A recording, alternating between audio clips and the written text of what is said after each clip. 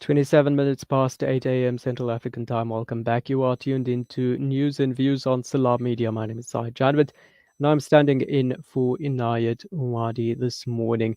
Now, of course, a consummate diplomat and a resolute activist for justice. So these are just some of the descriptive tributes paid to honor former Deputy Foreign Minister and anti-apartheid activist Aziz Pahad, who passed away earlier this week at the age of 82. Now, joining me to pay tribute to this giant figure is Dr. Fazel Randera, a former Truth and Reconciliation Commissioner, rather, and he joins us to pay tribute to the deceased or the late Aziz Pahad. Assalamu alaikum, Juma Mubarak. Thank you for joining us. Well, walaikum salam and Juma Mubarak to you as well, Zahid. All right, Dr. Faisal, this, of course, you know, when we've been looking at the past few months, the past few years, South Africa has lost a number of anti-apartheid freedom fighters and icons of the struggle. And this really is coming at a time when the country is facing a new set of challenges, or one could argue the same challenges that have been there for a while and have just been compounded. But talk to us about what the loss of Aziz Pahad means for South Africa. You know, Zahid, the first thing I want to say is that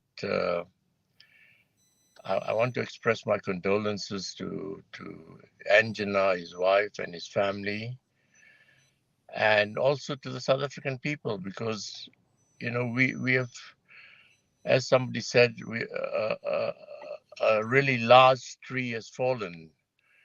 Now, we all understand that there comes a time when we have to leave this world, but as you've already said in your introduction, we are losing people who could continue to make a massive contribution to the difficulties that we are experiencing at the present time. Now, Aziz, if we go back to the decades that he contributed to the changes that we now enjoy in South Africa, his history starts already in 1950s with the with the Transvaal Indian Youth Congress.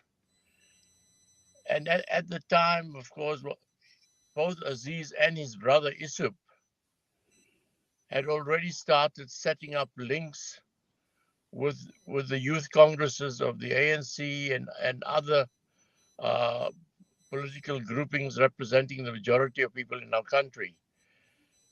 One area that both Aziz and Isup played a strong role in is that very important part of the Freedom Charter that South Africa belongs to all who live in it, and that the ANC actually espouses in its documents that South Africa will be a non-sexist, non-racial society free of of of poverty and inequality. Now, that non-racialism aspect, of course, was taken into the ANC in exile in the youth grouping when the former president Thabo Mbeki joined Aziz and Isup in exile in London later on in the 60s.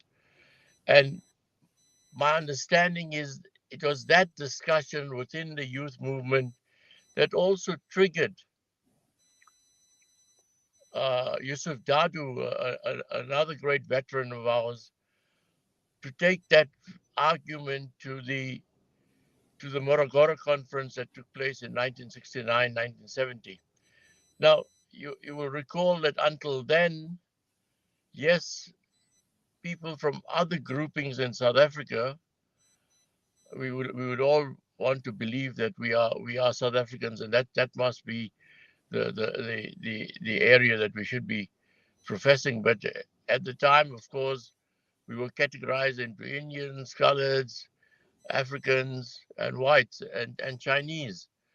Uh, Now, and the ANC was not open to everybody. It was only after both Morogoro and the conference in Kabwe later in the 80s that that allowed that for for people from other groupings to join the ANC. Now, Aziz played a very important role in that area. Of course, if you know, you've mentioned the anti-apartheid struggle, and the movement that became a global movement, and we're hoping that the same can happen against the state of Israel, which was also very close to Aziz's heart when he was uh, both a leadership person in the ANC, but also since 1994 when he became Deputy Minister of Foreign Affairs. So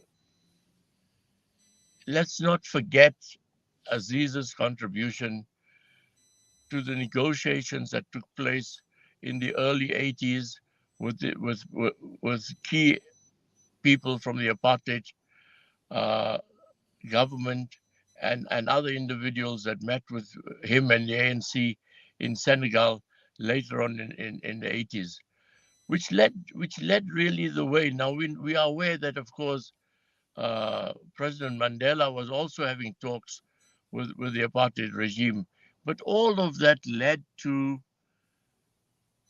that important uh, interview that former President de Klerk had in 1989 when he became president of the country and announced to the delight of the people of our country that all political parties will be legalized, that all political prisoners will be released. And that started the negotiation process that led to 1994 and the first elections that took place for a democratic South Africa.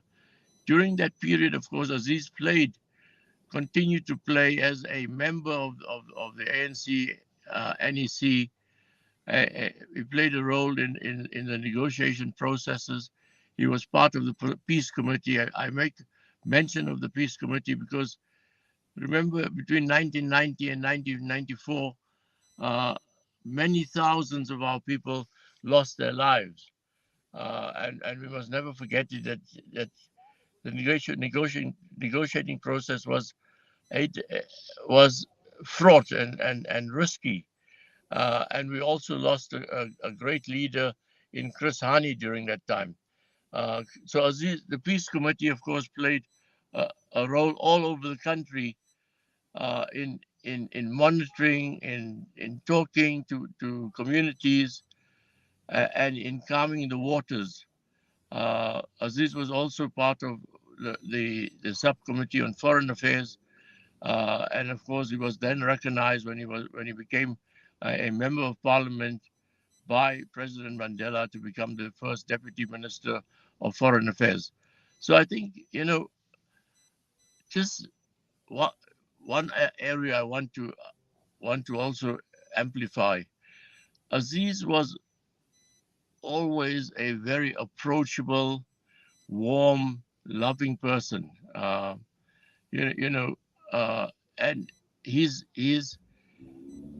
contribution since 1994 to 2009, when many ministers resigned, when former President Mbeki was recalled after the 2009 conference, uh, that role cannot be forgotten, and we as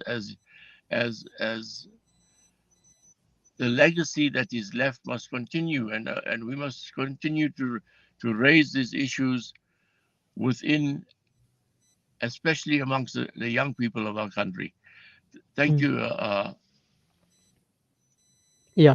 Okay. So, when we look at some of the work that he has done and the contribution that he's made to the democracy that we enjoy today, it certainly is a lot.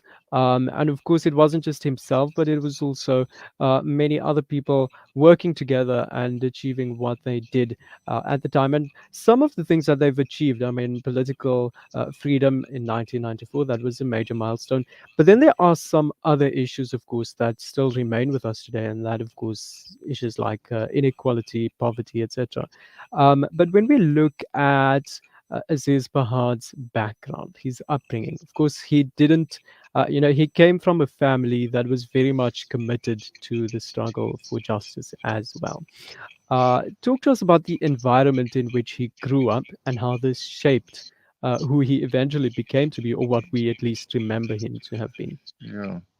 Aziz was born on Christmas Day, believe it or not, in Swaziland, a small town in today's Northwest Province that gave birth to several other veterans of our, well, leaders of our struggle. Ahmad Kathrada came from that part of the country. Mosi Mullah came from that part of the country. And of course, his family moved to Johannesburg in when Aziz was 5 years old.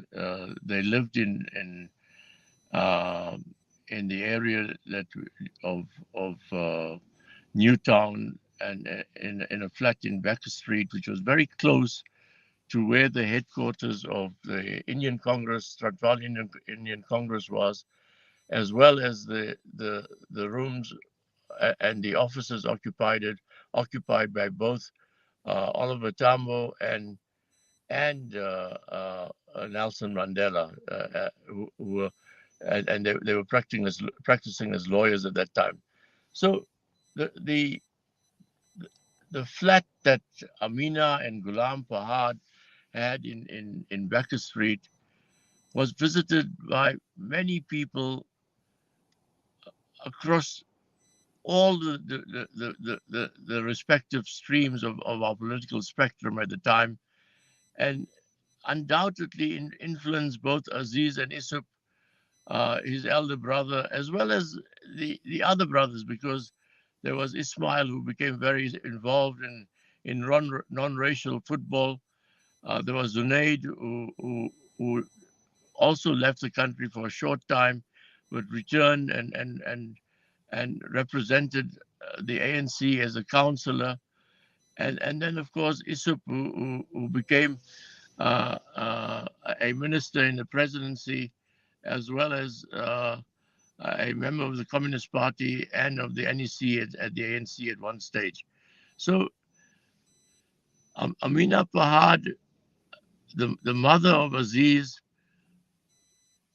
led many women's marches that took place in that period. So, although people talk warmly about how she welcomed people into her house, she was also had a very strong political understanding of where our country was at that time. The father certainly played a role in the Transvaal Indian Congress and was arrested for some time, and and finally had to leave the country on an exit permit. Similarly, with Aziz and Isup, from that early period, after they had finished their degrees at Wits University, um, they and because of the surveillance that was taking place, continuous harassment, and the suppression under the Communist Party Act, they left in 1963 for London and returned finally in 1990. But remember, in those decades, they played a leading role in the anti-apartheid movement, in the ANC in London. Subsequently, of course, they were elected onto uh, leadership structures of the ANC and continued to play that role after they left. And let me say, right, because I've been seeing Aziz constantly until his death on Wednesday. Uh, he strongly held the position that the ANC remains the party that can bring the changes in South Africa, and he remained committed to the ideals and principles of the ANC. Mm. And then, of course, Aziz did actually survive to see the demise of apartheid in South Africa, but not quite so the demise of apartheid in Palestine. No, uh, when when I got in contact with Aziz and Yusuf in London when I was studying there, there were many marches that that that took place against the state of Israel and and in support of the Palestinian people.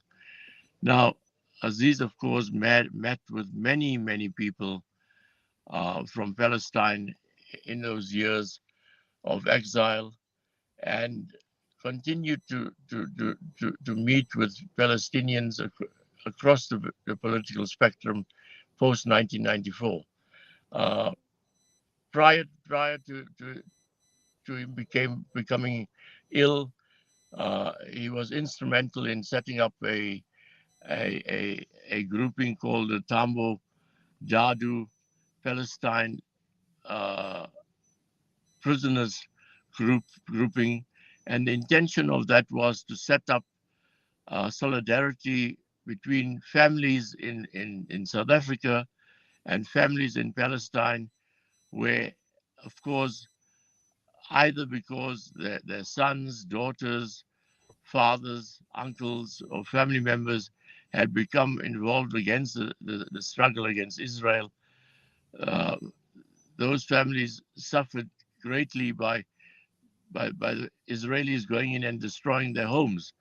Now, we thought it would be fantastic if people in South Africa were to set up links with families who had suffered in that way and show solidarity with them. He was also part of the discussions that are still continuing today, where, with respect to Palestine, um, and the apartheid policies of the Israeli government that we increasingly seeing, he supported the work that Comrade Frank Chikane and others have initiated in promoting what will become a global movement on anti-apartheid against Israel. So his commitment and his understanding of what was happening in Palestine was very strong, and he held very strong views on that situation. And of course, uh, as Comrade President Nelson Mandela said, the world cannot be really free until the Palestinians are free. So Mm, in South Africa, we've got to continue holding on to that very important principle and continue supporting the people of Palestine. mm. And just finally, I think perhaps if you could share with us some of your fondest memories of Aziz. My fondest memories go back to London days when I first went to the flat in Kensington in London, where Aziz's family lived. His father and mother were still there. His mother hadn't moved to India, where sadly she passed away. Uh, so I was always welcomed not only by Aziz but also by Isub, by his parents. And that continued, that warmth and love continued to this day. You know, I go into their houses almost on a weekly basis. I have warm relationships with Matt Pahad, who's Isup's wife, and with Anjana Parak, who's Aziz's wife. And of course, we will continue supporting them. Aziz, you know, we were always able to sit down with Aziz, and he was open to discussing, uh, even when discussions became difficult. He would be open and say, "Let's strategize. Let's make sure that we are on the right line in terms of where we are going and what we want to do." Um, one thing I remember warmly about Aziz in political discussions is that he would always say, "Comrade Fazel, now what are we going to do? What is to be done?" uh, what strategies are we going to be adopting? And he would sit down and analyze the situation in South Africa. He had a great sense of humor. He had a wonderful smile. He was a family man, and all of that came up in the interactions with me, as well as with other people that he interacted with. Thank you very much. All right, I think we'll leave it at that, but shukran so much for your time. Thank you, Zahid. Salam alaikum. Walaikum assalam. Go well. That was Dr. Fazel Randera. He, of course, was a commissioner at the Truth and Reconciliation Commission, paying tribute or joining us in paying tribute to the late Aziz Pahad, South Africa's former deputy foreign minister, speaking about his life and times. And of course, we are unable to condense the life of more than 8 decades into a short interview.